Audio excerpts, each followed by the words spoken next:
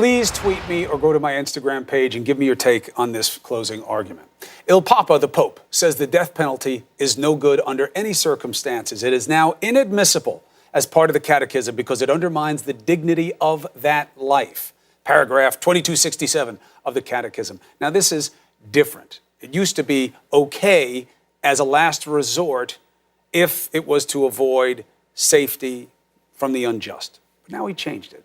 So, even a person who does something horrible can be redeemed, deserves dignity. That's the point that he's making. No longer just a last resort for safety. This is smart on one level, stunning on another. Here's the argument.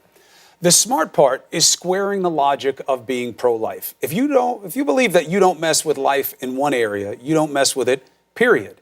It's logical.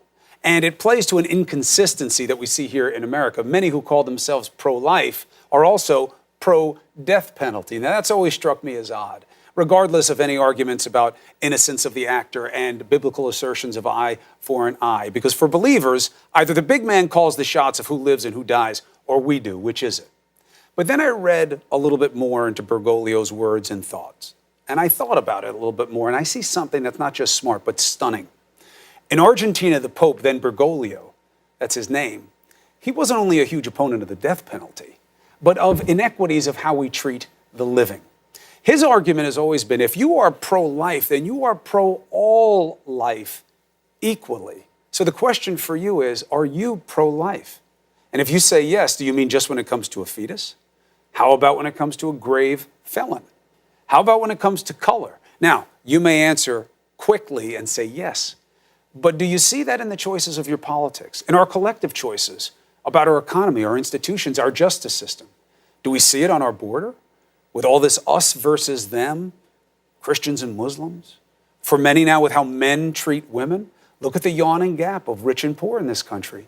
How laws like Stand Your Ground make killing so easy, that let white men go free and let black men die without an arrest.